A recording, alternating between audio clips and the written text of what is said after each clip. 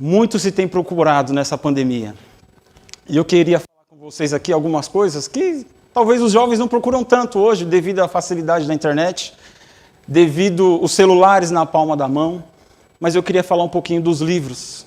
E eu estava vendo esses dias e até pegando dicas com um amigo que lê mais do que eu, tem mais hábitos de leitura. E, curioso como sou, fiz a pergunta para ele: quais são os livros que mais se vendem hoje? E ele falou para mim: olha, Bruno, os livros que mais se vendem hoje são os livros de autoajuda e os livros que ensinam a como ficar rico rápido. Você já leu algum livro desse? São os que mais vendem por aí. E sabe o que eles dizem? Que você é forte, que você é capaz, que você é poderoso, que você é gigante, que há poder em suas palavras. Eles dizem mais ainda, que se você fizer cócegas no seu interior, despertará em você um gigante. E sabe o que a Bíblia diz? Exatamente o contrário. Vamos olhar? Convido você a abrir a Bíblia, então, em Salmos 44, versículo 3 e 4. Veja como somos fracos. Eu já deixei a minha Bíblia aberta aqui. Eu vou esperar você abrir a sua, para a gente refletir junto. Olha só. Salmo 144, versículo 3 e 4. Senhor, que é o homem para que deles tome conhecimento? O homem é como um sopro, os seus dias como a sombra que passa.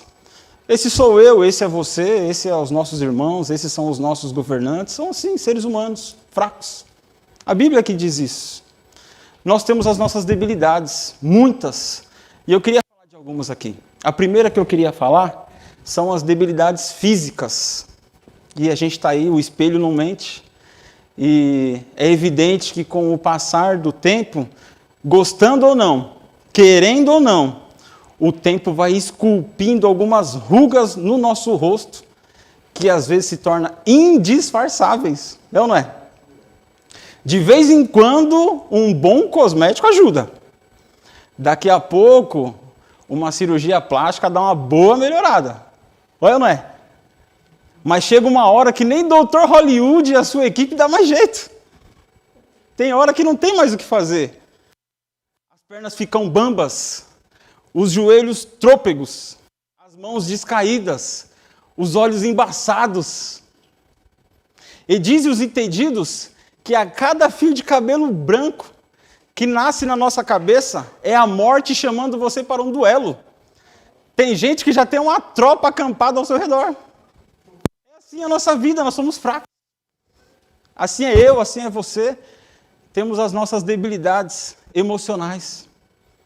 Quantas vezes você e eu, nas noites mais tenebrosas de preocupação das nossas vidas, já gememos, já choramos, desesperadamente dizendo: meu Deus, eu não aguento mais. Você lembra de algum dia assim? Temos fraquezas emocionais, irmãos. E não só isso, temos também fraquezas morais. Quantas vezes você já orou a Deus com sinceridade de coração, se colocou de joelho lá no seu quarto, fechou a porta, como diz a Bíblia, dizendo: Deus, eu não quero mais cometer esse erro.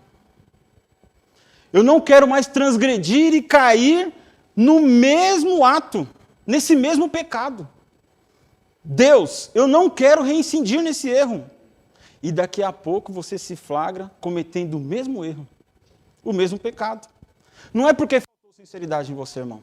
Faltou poder. E esse poder é só Jesus quem dá. Não tem outra. Não tem outra fonte. Temos fraquezas espirituais, irmãos. Nós somos um ser ambíguo. Somos um ser contraditório. Somos um ser paradoxal. Há uma esquizofrenia enfiada dentro da gente. O bem que nós queremos fazer, nós não fazemos. O mal que não queremos, esse sim a gente faz. O que acontece com o ser humano? Nós somos fracos, irmãos. Os livros, eles falam isso para querer vendas, para alcançar o seu público. Pessoas que ganham muito dinheiro com isso. vendendo falsas promessas. A Bíblia, sim, traz promessas verdadeiras. E ela diz, e quando a Bíblia fala isso, não é o que ela acha, não. A Bíblia, a palavra de Deus, ela faz um diagnóstico. Ela diz de fato como você e eu somos.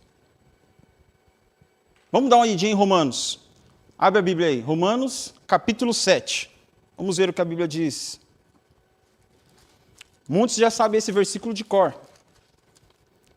Mas é bem isso que ela vai falar. Romanos 7, versículo 15. Olha só o que fala do ser humano. Versículo 15, depois nós vamos ler o 19, para não perder muito tempo. Porque nem mesmo compreendo o meu próprio modo de agir, não entendo.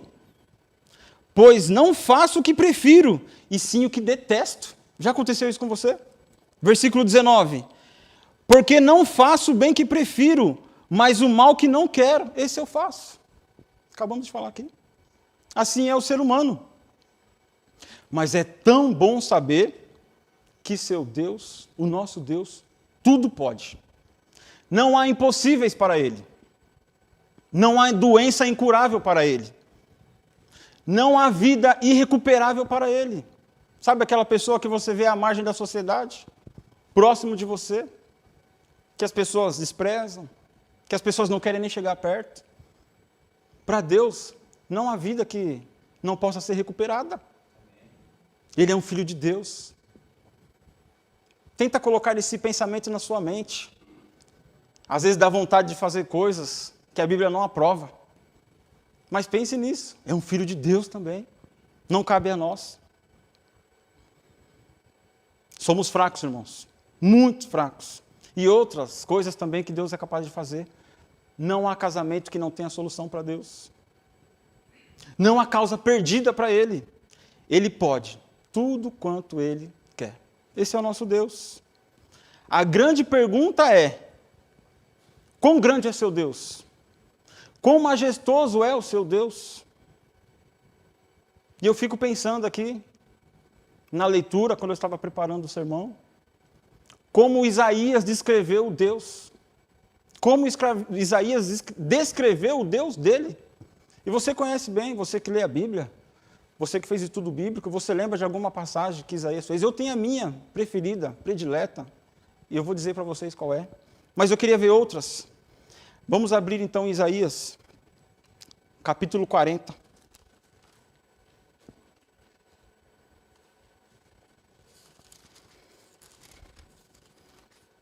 Olha como ele descreve. Isaías capítulo 40, versículo 12. Quem na concha de sua mão mediu as águas e tomou a medida do céu a palmos? A gente já podia por aí já podia parar. Pense comigo aí no Pacífico, no Atlântico, no Índico, no Mediterrâneo, nos rios, nos mares. Deus mede as águas na concha da sua mão. Imagina o tamanho da mão poderosa de Deus. Vá ao Atlântico, a praia aqui pertinho. Tenta esvaziar com um baldinho. Vê quanto tempo você vai demorar. É impossível compreender a magnitude e a grandeza do nosso Deus. Mas isso foi Isaías quem descreveu. Como você descreve o seu Deus? O que ele fez? O que ele faz por você diariamente? Você consegue perceber? Ele disse, continuando no versículo: o meu Deus é aquele que pesa o pó das montanhas em balança de precisão, como se estivesse pesando partículas de ouro. Ele disse: o meu Deus, ele mede o céu a palmos. Ele diz: o meu Deus espalha as estrelas no firmamento. E por ser forte em força, grande em poder, quando as chamas, nenhuma vem a faltar. Já pensou nisso? Olha a grandeza de Deus e a nossa pequenez. Agora pergunte para um astrônomo, um estudioso do espaço: qual é o tamanho desse universo que Deus mediu a palmos? Sabe o que ele vai responder? Eu não sei. Mas você sabe. Pelo menos uma coisa você sabe. O universo não é infinito. Porque infinitude é atributo exclusivo de Deus. Somente Deus é eterno. Os astrônomos afirmam, categórica e insofismavelmente, que o universo tem mais de 93 bilhões de anos-luz de diâmetro. O que será que significa isso, assim, para a gente entender rapidinho e ter uma explicação bem breve aqui? Imagine que você pudesse voar na velocidade da luz. Qual que é a velocidade da luz? 300 mil quilômetros por segundo. É rápido demais.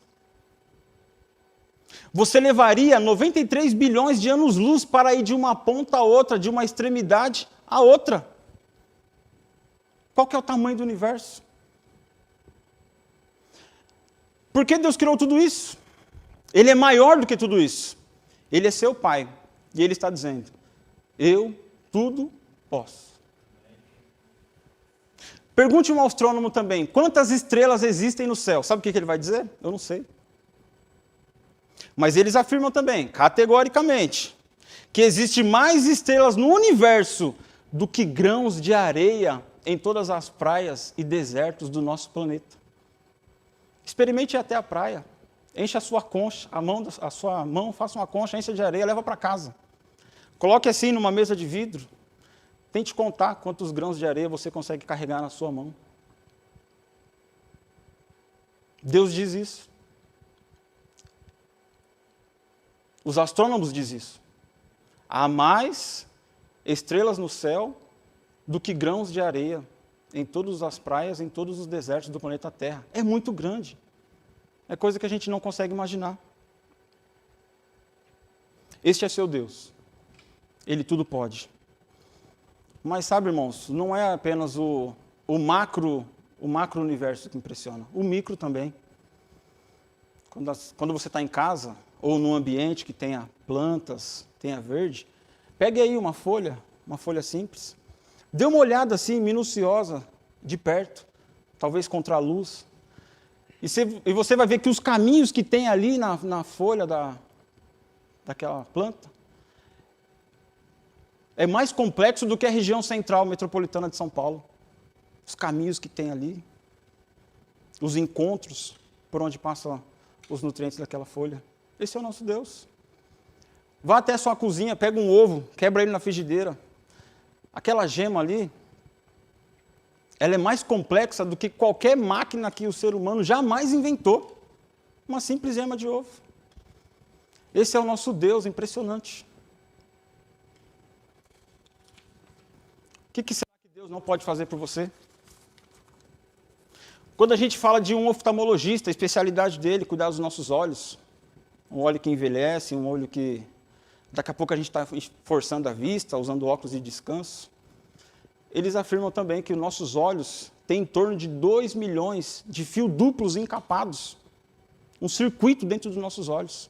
E que se não fosse assim, encapados, eles entrariam em curto e você ficaria cego. Olha o poder de Deus, o poder da criação do nosso Deus. Os cientistas, há um tempo atrás, me fugiu agora o nome de um que ganhou um prêmio Nobel. Ele foi um daqueles que descobriu a genética do nosso corpo. E olha que interessante, eles afirmam que nós somos um ser programado, computadorizado geneticamente. Vocês vão entender mais ou menos. Descobriram 60 trilhões de células vivas em nosso corpo. Em cada célula tem aproximadamente 1,70 m de fita DNA, onde está gravado e computado todos os nossos dados genéticos, cor dos olhos, cor da pele, o nosso temperamento. Se esticar essa fita DNA do seu corpo, ela tem 102 trilhões de metros de fita DNA. Isso é aproximadamente uns 102 bilhões de quilômetros de fita DNA dentro do seu corpo. Daria para dar diversas voltas no nosso sistema planetário. Esse é o nosso Deus. Ele é o criador do macro, criador do micro. Ele é criador de tudo. Ele tudo pode. Os criacionistas afirmam e vão dizer que códigos de vida não se origina espontaneamente. Não se origina de uma explosão. Uma mega explosão cósmica. Códigos de vida não se origina numa evolução de milhões e milhões de anos. Alguém criou. Existe uma mente inteligente por trás disso. Código de vidas foram plantados em mim e você, pelo Deus Todo-Poderoso, Criador dos céus e da terra. Ele tudo pode. Você já parou para pensar no tamanho desse Deus? Nós que trabalhamos com criança, você abruptamente é surpreendido por uma pergunta que às vezes você não tem resposta. E certa vez uma ilustração conta de que a criança estava andando com seu pai e ele o surpreende com uma pergunta assim: pai, qual é o tamanho de Deus? E o pai, assustado, ficou sem resposta porque ele ficou surpreendido, porque não tinha uma resposta para uma criança de 4 anos. E ali ele continuando, caminhando onde estava, ele pensando naquilo, como responder o filho, ele viu lá longe o barulho de uma turbina de um avião passando lá nas alturas excelsas. E disse: olha filho, está vendo aquele avião? Qual que é o tamanho daquele avião? Ah, pai, é pequeno, muito pequeno. Certa oportunidade, o pai passando, próximo do aeroporto, pegou o filho pelo braço, levou lá perto de um jumbão de 400 passageiros, enorme, as turbinas enormes, e disse: filho, qual que é o tamanho de um avião? Grande, pai, mas muito grande. Assim é com Deus. Quão perto você está de Deus, ou quão longe você está de Deus, vai dizer o tamanho que Ele é em sua vida. E uma das verdades que eu queria dizer aqui sobre a vida de Jó, que fez ele mudou, está em Jó, está pertinho aqui, está em Jó, abre comigo Jó 42.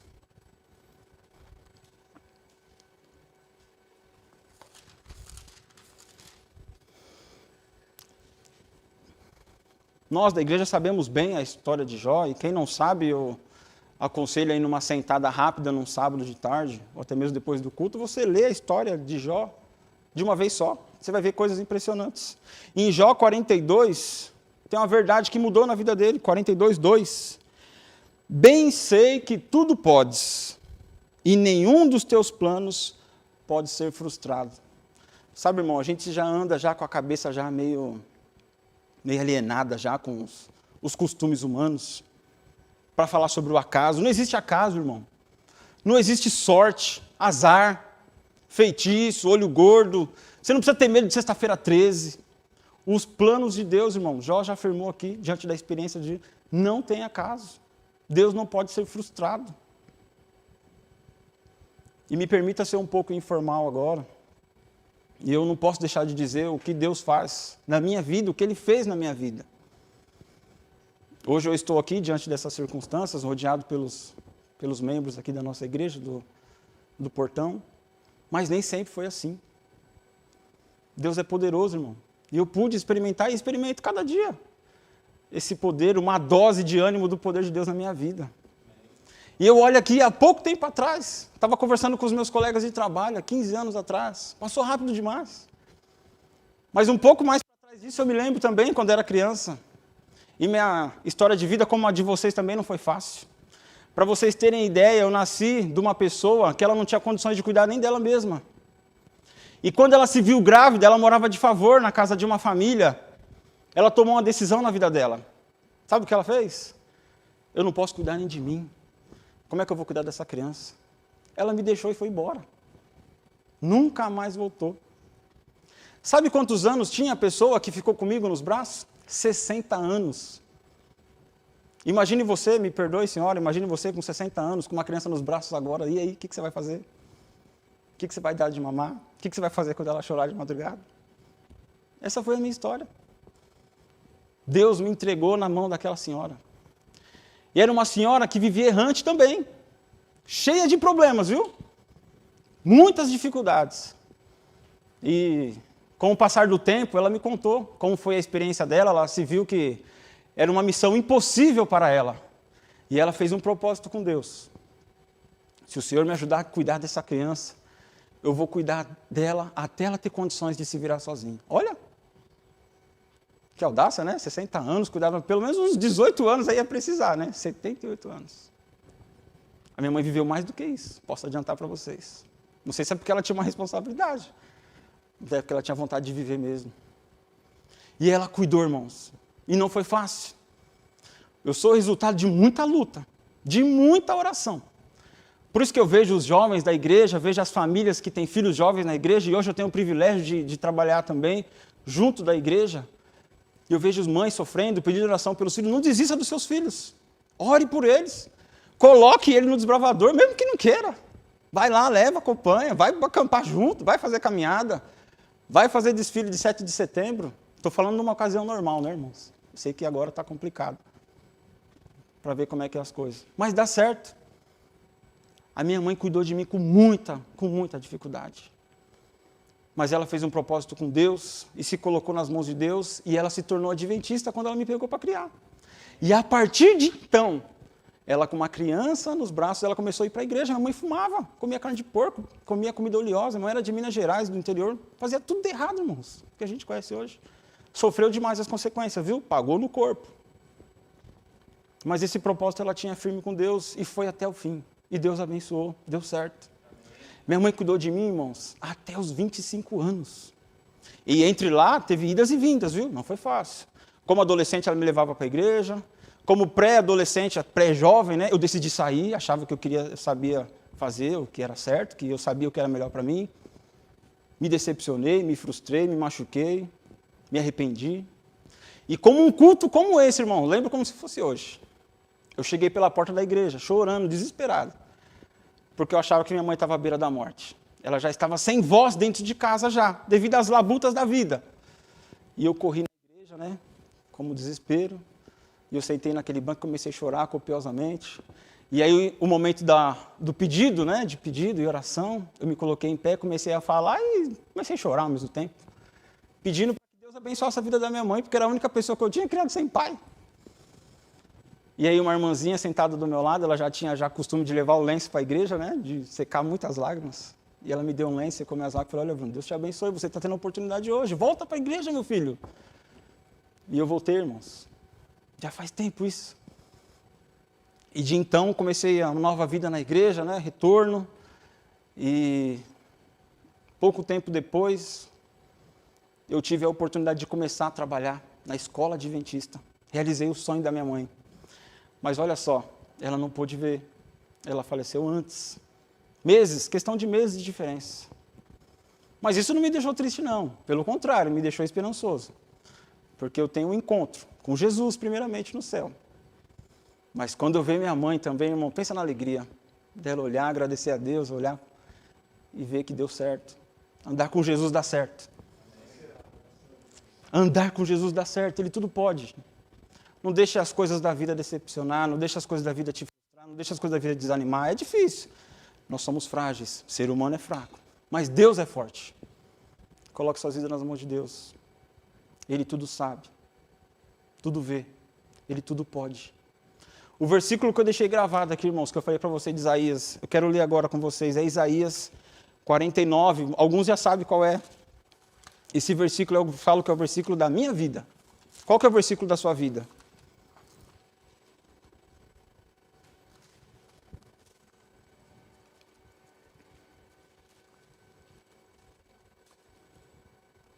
Isaías 49, versículo 15. Esse verso fala muito ao meu coração. E ele diz assim: acaso pode uma mulher esquecer do filho que ainda mama? Pode. De sorte que não se compadeça do seu filho do seu ventre? Pode também, acontece. Mas ainda que essa viesse se esquecer dele, eu, todavia, não me esquecerei de ti. A palavra de Deus, irmãos, ela diz por ela mesma. Deus não se esquece de você. Deus sabe o que você passa. Deus sabe dos seus abandonos. Deus sabe das suas privações. Deus sabe das suas angústias, dos seus medos. Deus sabe tudo. E Ele tudo pode. Decida hoje, irmão, entregar a sua vida na mão de Jesus mais uma vez. E eu tenho certeza que Ele fala maravilhas na sua vida, assim como Ele fez na minha e na vida dos meus irmãos. Que Deus abençoe você. Que Deus esteja com você. Esse é meu pedido e esse é minha oração de hoje. Amém. Amém.